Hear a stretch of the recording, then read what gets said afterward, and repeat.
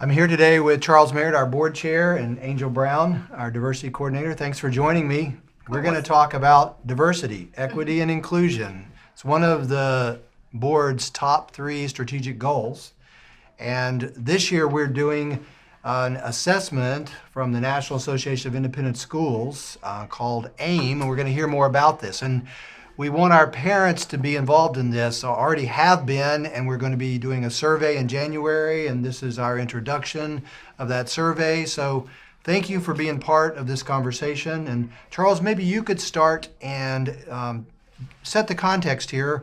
Why are we doing this? Why did the board think this is one of our top priorities?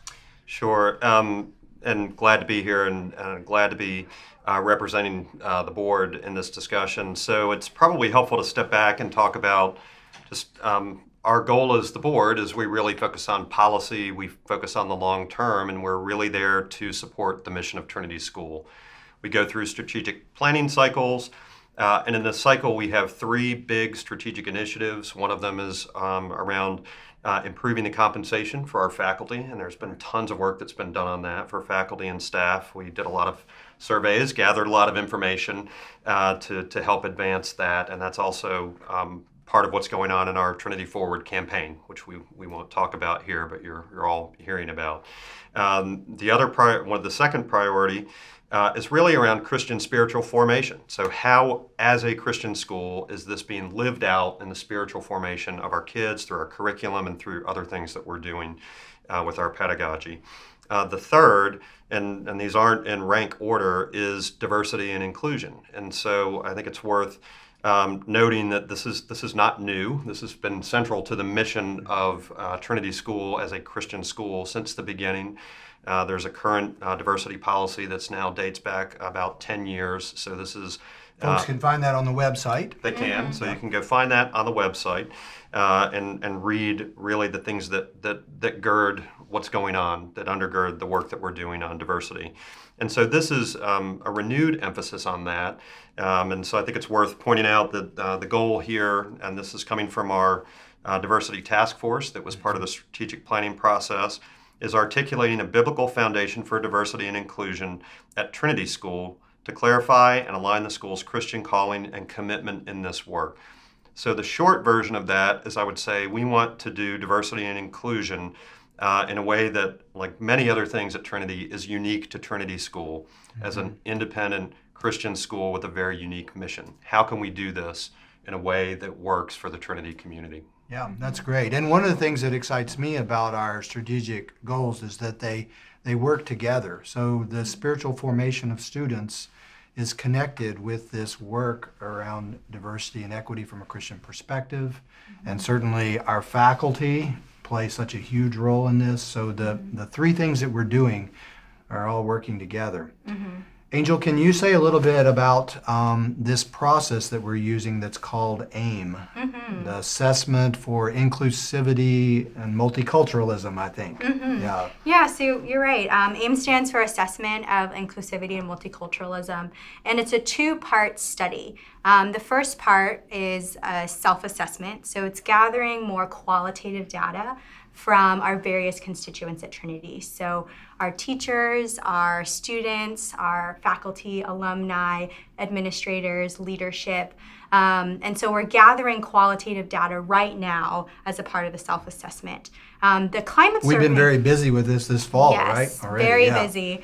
Some of the parents may have already participated in our parent-guardian involvement group. Parents have participated in other discovery committees within the self-assessment, so leadership or student life. So parents have already been really involved in this AIM process.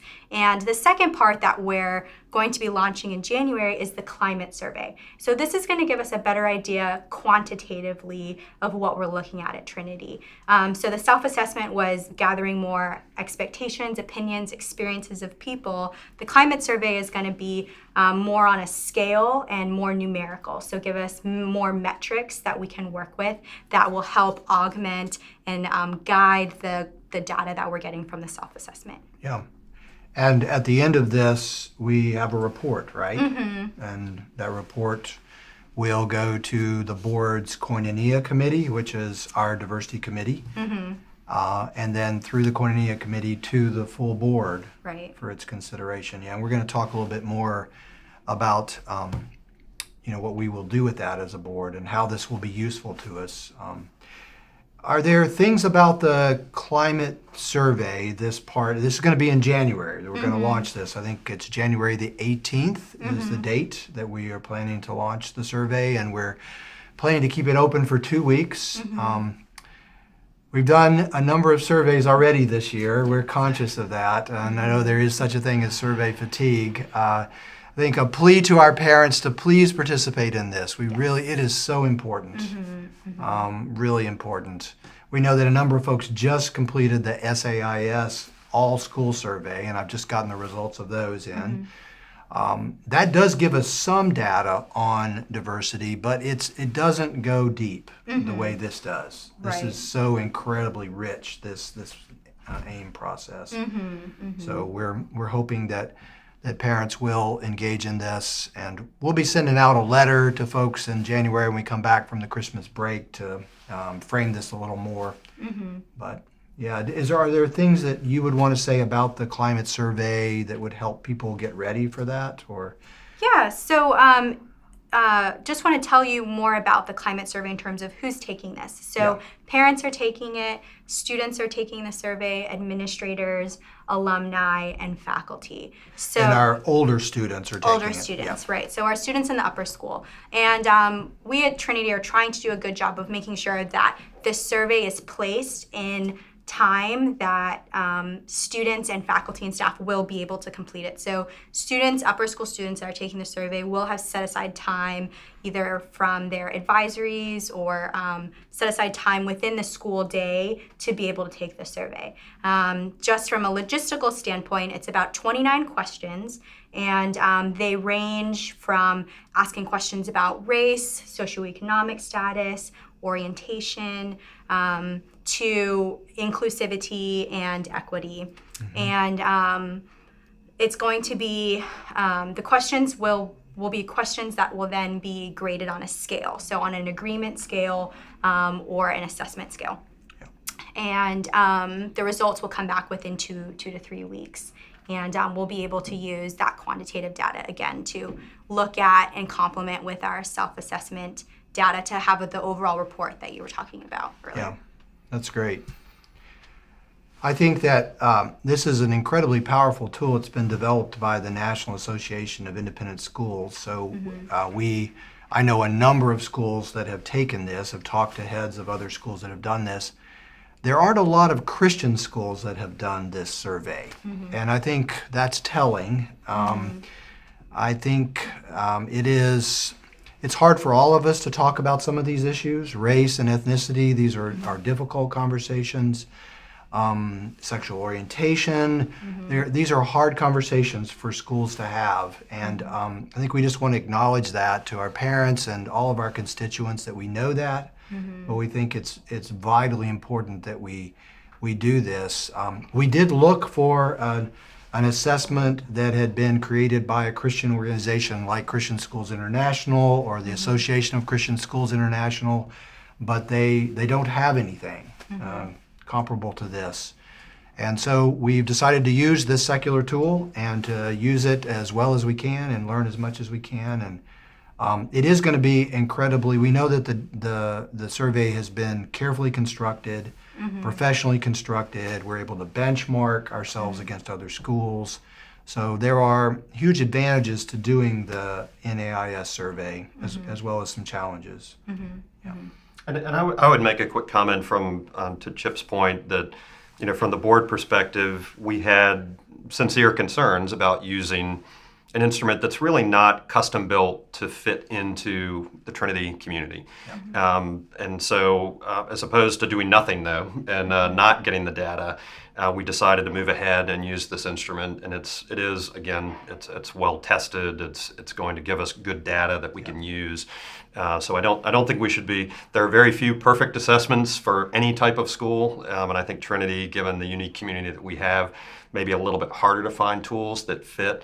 But we're anxious and looking forward to receiving the data from the AIM survey, and then in the future, if we have the opportunity to maybe do something that's more custom tailored to Trinity, but that takes time. Survey construction that gives you good, valid, and repeatable survey results are not easy or cheap, and so we would need to kind of consider the cost, and we'll see. We're looking forward to getting the results from the AIM survey and seeing what it tells us. Yeah. And I think the survey does have both the marking 1 to 5, how much you agree. There also are some open-ended questions, I think. Is this right? There is. Yes. So chance for parents and all the constituents to give feedback. So once we have this, the two parts of this, which it's the qualitative and quantitative report complementing one another, should be a really rich source of data for the Cornelia Committee and the board. What will we do with this, Charles? What are and Angel too? What are your thoughts about how we are going to use this as a school? I think from the board perspective, for those of you who come out of the world of business, you may have heard of Peter Drucker. He's a very famous writer on business and business strategy, and he had this phrase of "you can't manage what you don't measure," and so we have to have a measuring stick. We have to be able to understand where we are today, so that when we create new initiatives around diversity and inclusion, are we changing things? Are we making progress? Are we going forward or backwards? So if we don't have a good starting point, it's very hard to determine whether we've done a good job with our initiatives or not. So from the board perspective, this is an important step for us to get good, solid data on the current climate around these issues, so that we can assess how we're doing going forward. Yeah, and if I could just interject, when we were in that task force that was coming up with the strategic plan, I remember really important conversations. We basically said, we don't know what strategic goals to set for the school in this area, because we don't really know what we need an assessment, a self-assessment, to really know where we are. And so that's great. Absolutely. And also with that, I think this study, both the self-assessment part and the climate survey, will give us a good handle on what we are doing well and where are gaps that we need to improve on. Because Trinity is a beautiful place. There's a reason why kids are here. There's a reason why parents want to send their kids here. And so we really can look at where are our strengths, what are we doing well, and then where are things that we're not meeting our mission, and how can we get there, particularly with this next iteration of the strategic plan. Yeah, I'm so glad you mentioned that. And the whole qualitative side of it, the discovery committees are organized around an appreciative inquiry way of asking these questions, right? About what do you see, and so we're thankful for many things, but we know we have room to grow, and we want to learn what that is. And I should say, we know that we will not be able to address every need that is discovered by this AIM, not immediately. We will learn lots. And so we'll need wisdom to know what are the things that we want to focus on that are most missional and strategic and timely for us. But I'm excited about this going forward, and working with you, Angel, and thinking about what's next. You've been very involved, and also Gail Power. You want to give a shout out to Gail, who couldn't join us today. But Gail is the chair of our steering committee. So there's a steering committee of, I think, about 5 of you that have really been spearheading and quarterbacking this work. And I'm so thankful.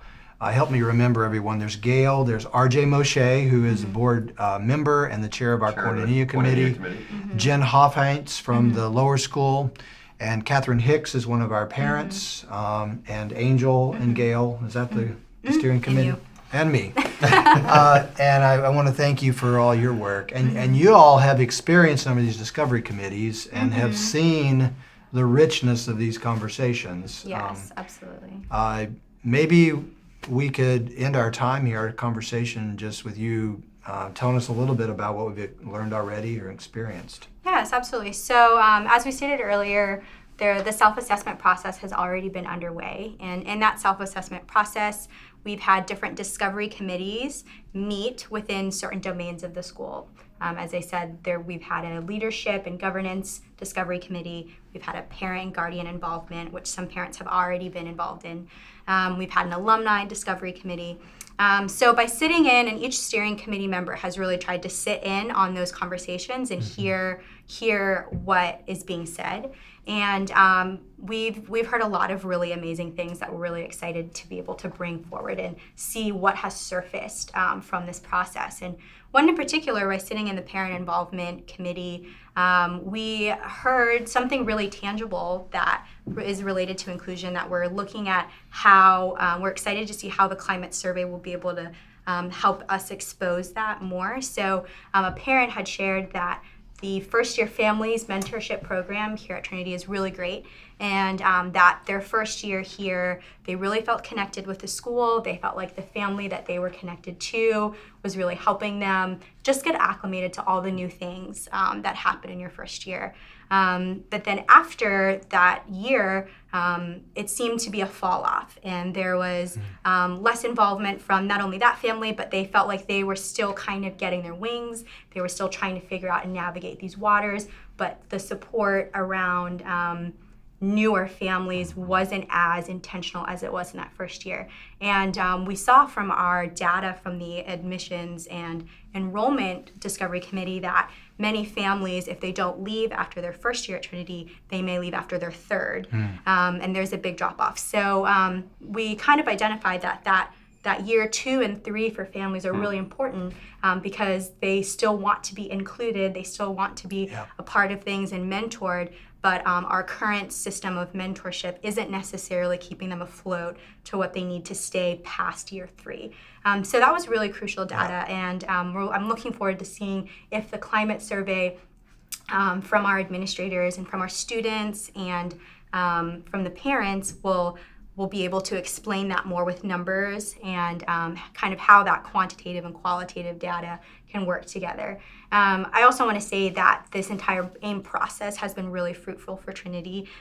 We've talked a lot about data and about quantitative and qualitative, but there's something really valuable about the process of going through this, of trying to gather resources, trying to get people on board. And I think that has been very insightful for how much of a commitment and how much do we really believe that this is integrated into the gospel, that we need to do this. So the process has been very valuable, and I'm looking forward to seeing how that is complemented by the hard data that we're getting from the survey.